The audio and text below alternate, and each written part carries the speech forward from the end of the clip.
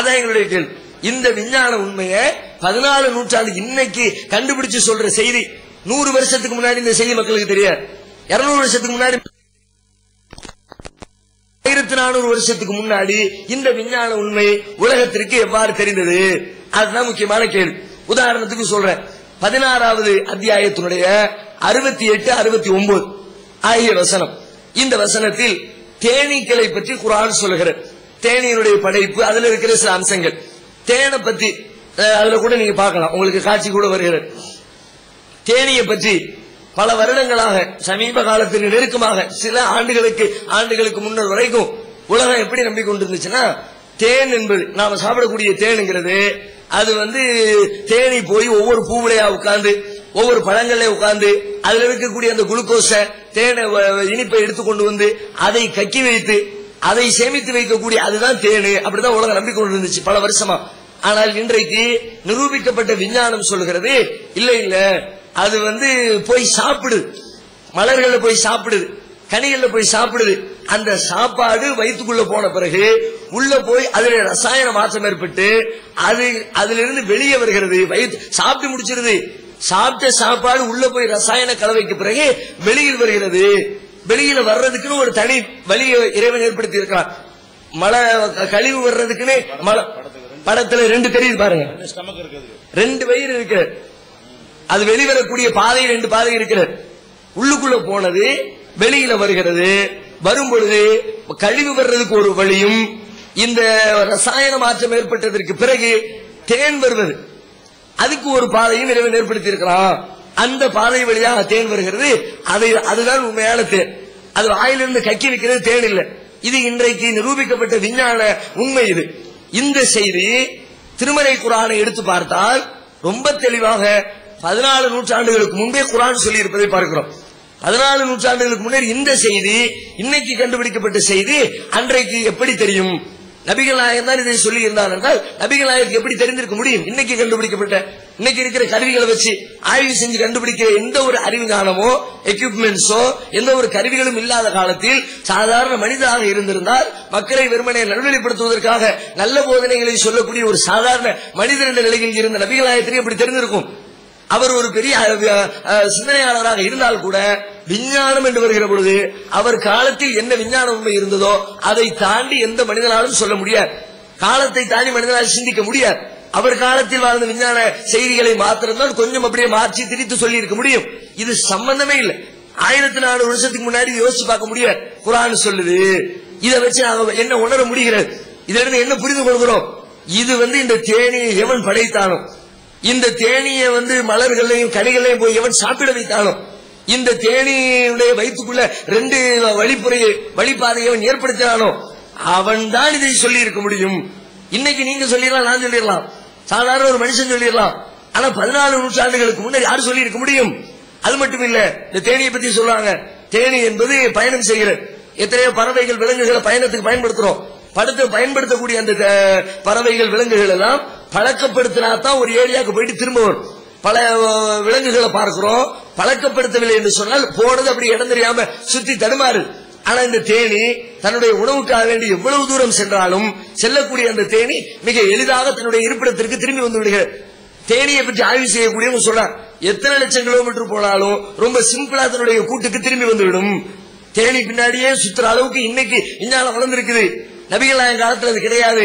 ஆனா குர்ஆனை புரட்டி பாருங்க, இந்த அறிவியல் உண்மை, தேனியினுடைய வழி, தேனி எங்கே செல்கிறது, எப்படி அது லேசா திரும்பி வருது என்ற செய்தி எல்லாம் குர்ஆனிலே சொல்லப்பட்டிருப்பதை நம்மால் உணர்ந்து கொள்ள முடிகிறது. அது மட்டும் இல்ல, அது மருத்துவ குணம். அது கூட இன்னைக்கு பல பேர் சொல்றாங்க. குர்ஆன் அதையும் சொல்லி மெய்ப்பித்திருப்பதை நம்மால் பார்க்க முடிகிறது. இப்ப இதை வச்சு பார்க்கும் பொழுது குர்ஆன் இந்த செய்தி இது இறைவனிடமிருந்து வந்த செய்திதான். இறைவன் தான் இதை சொல்லி இருக்கிறான். வேற யாராலும் சொல்ல, மனுஷன் சொல்லி இல்லை. இது சாதாரண மனுஷனா இருந்தா இப்படி தன்னுடைய அறிவை, தனது காலத்து விஞ்ஞானத்தை தாண்டி சிந்தித்திருக்க முடியாது என்பதனை தெள்ள தெளிவாக உலகத்திற்கு சொல்லித் தருகிறது. இதை ஆதாரமாக நாங்கள் முன்வைக்கிறோம். இது இல்லை என்று மறுத்தால் எப்படி வந்துச்சு, குர்ஆன் எப்படி இது சொல்ல முடிஞ்சிச்சு என்ற கேள்விகளுக்கு அவர்கள் தங்களுடைய புறத்திலிருந்து பதிலை மிக தெளிவாக தர வேண்டும் என்பதை சொல்லிக் கொள்கிறோம்.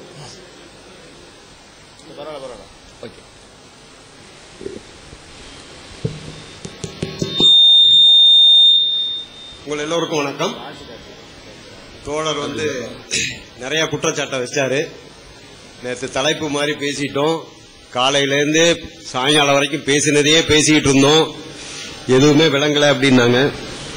நீங்க காலையிலேருந்து சாயங்காலம் வரைக்கும் பெரிய வெடிப்புல இருந்தா இறைவன் வந்தான், பெரிய வெடிப்புல இருந்தா இறைவன் தான் பேசிட்டு, நீங்களும் வேற ஒரு செய்தியும் பேசல.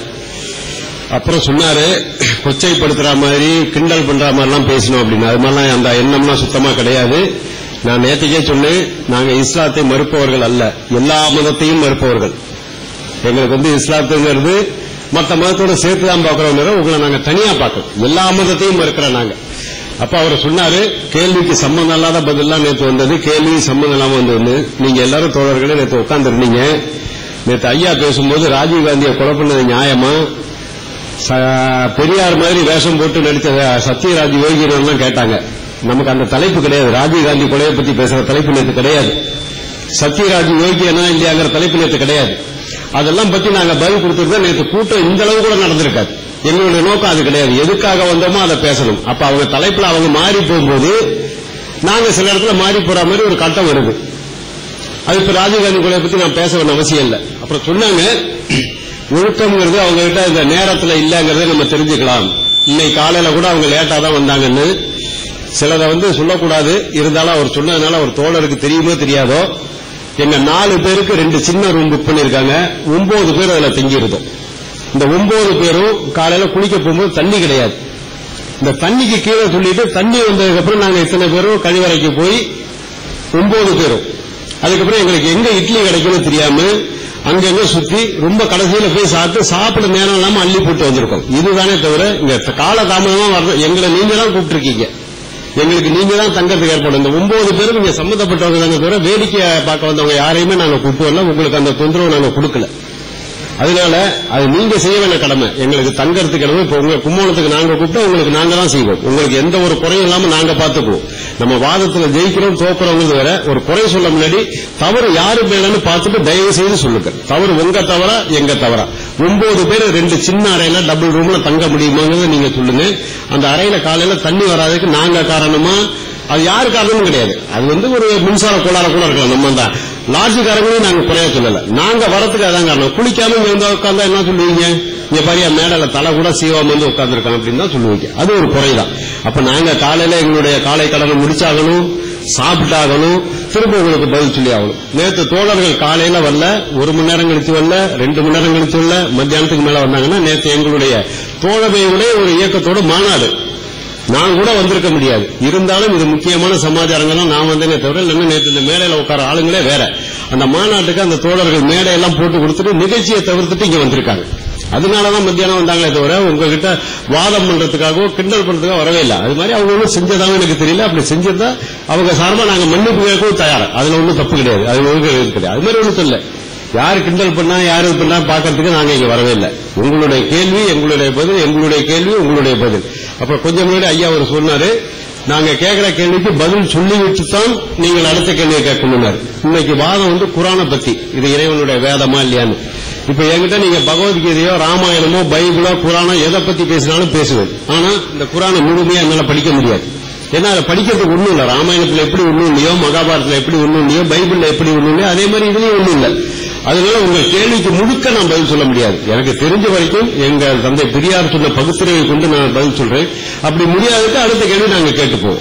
ஏன்னா இப்ப நாங்க கேட்கிற கேள்விக்கு எல்லாம் உங்களாலையும் பதில் சொல்ல. இப்ப ராமாயணத்துல நான் 4 கேள்வி கேட்கிறேன், உங்களால பதில் சொல்லுவேன். நீங்க ராமாயணம் படிக்கவில்லை, நீங்க மகாபாரதம் படிக்கவில்லை. நான் ராமாயணத்துல கேட்டாலும் சொல்லுவேன், மகாபாரதம் கேட்டாலும் சொல்லுவேன், பைபிள் கேட்டாலும் சொல்லுவேன். ஏன்னா எங்களுக்கு எது தேவையோ அதை மட்டும் அதுல தெரிஞ்சது. அதனால அந்த தோழர் செஞ்ச குற்றச்சாட்டு பாதி வேணா எங்களுக்கு தான் இருக்கலாம், மீதி பாதி அவங்களோடதே இருக்கு. எங்களுக்கு கரண்ட் கட்டானது எங்களுடைய தப்பு கிடையாது. அந்த மருத்துவர் அந்த கம்ப்யூட்டர்ல போட்டு ஏதோ ஸ்கிரீன்ல காமிச்சிட்டு இருந்தார். குறைஞ்சது எத்தனை நேரம் கரண்ட் கட்டாச்சுன்னு நீங்களும் உட்காந்து பார்த்துட்டு இருந்தீங்க. இது நம்மளுடைய யாருடைய தவறுமே கிடையாது. தேவையில்லாம அதிகமான வோல்டேஜ் கொடுத்துட்டோம், அதனால அதிகமாக கரண்ட் கட்டாச்சு. அப்போ ஒரு கம்ப்யூட்டர் ஒரு செய்தி சொல்லும் போது அது கட்டாயி 20 நிமிஷம் நிப்பாட்டி அப்புறம் ஐயா அதுக்கு பதில் சொல்லி திரும்ப பண்ணா உங்களுக்கு ஒண்ணுமே வழங்காது. அதனால அவர் கேட்டுக்கிட்டாரு, டாக்டர் கேட்டுக்கிட்டாரு, ஐயா இது முடிகிற வரைக்கும் நீங்க அனுமதி கொடுங்க, அந்த நேரத்தில் நீங்க எடுத்துன்னு அவங்க ஒப்புதல் பேர்ல தான் நாங்க எடுத்துக்கிட்டோமே தவிர நாங்க கட்டாயப்படுத்தியோ வலுப்படுத்தியோ ஒரு நாகரிகம் எல்லாமே அதை செய்யல. ஆகவே உங்களை எந்த வகையிலையும் தாழ்வுபடுத்துற எண்ணத்துல இங்க வரவே இல்லை. ஒருவேளை இஸ்லாத்துல ஏதாவது குர்ஆன்ல ஏதாவது நல்லது இருக்கா தெரிஞ்சுக்கிட்டா அதை பத்தி நாளைக்கு நாங்க எங்க மேடையில பேசுறதுல நாங்க கொஞ்சம் கூட தயங்க மாட்டோம். ஏன்னா உங்கள்கிட்ட தெரிஞ்சுதான் வந்திருக்கோமே தவிர அதே நேரம் நாங்க எதை சரின்னு நினைச்சிட்டோமோ அதையும் உங்களுக்கு சொல்லி ஆகணும். ஏன்னா எங்களுக்கு கொடுக்கப்பட்ட தலைப்பு அதுதான். அதனால அந்த ஒரு தாழ்மையான இது வேண்டியதில்லை. நாங்க உங்களை அதை பண்ணணும் இது பண்ணணும்னு நினைக்கிறதுக்காக வரல. இது சொல்ல வேண்டிய நிலைமைக்கு நான் ரொம்ப வருத்தப்படுறேன். இந்த தொடர்பாக நிகழ்ச்சி. வணக்கம் தொடர்களே. அதாவது அவங்க கேள்விக்கு பதில் சொல்லிட்டு தான் அடுத்த கேள்விக்கு போகணுங்கிறது எந்த விதத்துல நியாயம் தெரியல. இப்ப நீங்க இதுல இருக்கிறவங்களே அதாவது ஒரு குர்ஆனை 7 வருடம் படிச்சாதான் மௌலவிங்கிற பட்டம் தரீங்க. நீங்க எவ்வளவு பேர் மௌலவி பட்டம் வாங்கிருக்கீங்க? 3 வருஷம் குர்ஆனை படிச்சுட்டு வந்துருக்கீங்க. சொல்லுங்க, எவ்வளவு பேர் சொல்லுங்க பாப்போம். கொஞ்சம் கை தூக்குங்களா. அதாவது மௌலவி பட்டம் பெற்ற குர்ஆனை முழுதாக படித்து மௌலவி பட்டம் பெற்றவர்கள் அப்படி அப்புறம் எதுக்கு அந்த பட்டம் வச்சிருக்காங்க? சிறப்பா எல்லாத்தையும் படிச்சிருக்கவங்க தான் அப்படின்னு